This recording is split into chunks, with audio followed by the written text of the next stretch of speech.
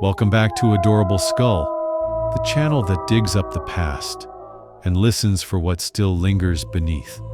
Tonight, we head to a forgotten mining town where silence speaks louder than screams. If you like haunted history, eerie landscapes, and true paranormal legends, subscribe now and join us as we cross into Clinton Creek.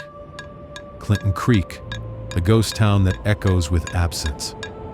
Built in 1967 to support a chrysotile asbestos mine, operated by Cassiar Asbestos Corporation. At its peak, it housed nearly 500 residents, complete with homes, a school, a post office, and a company-run store. Isolated near the Yukon-Alaska border, it had no traditional road access, only rugged dirt routes and winter ice roads.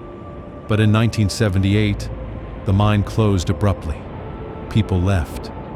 Homes were boarded up, the mill fell silent, and nature reclaimed what man had forced upon it. What remained was a perfectly preserved ghost town, with tools still on benches, clothes in closets, and something else that never left. The eerie stillness. Visitors say the first thing you notice at Clinton Creek is the silence, not peaceful, oppressive. Sound seems swallowed. Your voice doesn't echo. Snow doesn't crunch like it should. The world feels like it's watching, waiting. One documentarian described it like walking into a vacuum. Too quiet, like sound was being held back. He set up a parabolic mic to capture ambient noise for a project. But when he reviewed the footage, it wasn't silence that haunted him. It was the low hiss of layered whispers beneath the surface. He slowed the audio, filtered it, and there it was, breathless, indistinct murmuring. Dozens of voices beneath the static. When he returned the next day to collect his mic, it had been moved, slightly, just enough. And his recorder had captured one final chilling phrase: "Why did you come back?" He left immediately, and he never released that footage. Apparitions in the mill. The mill still stands, a rusted skeleton of industry, but inside, it breathes like something alive. Explorers report a tightness in the chest the moment they enter, like the air is too heavy, like the walls remember. Chains swing gently even on still days. Tools clatter when no one is near them. Footsteps echo from above, but the upper walkways have collapsed. One photo, taken by a local hiker, shows a tall, shadowed figure near the sorting platform. Long limbs, obscured face, shoulders too broad to be human.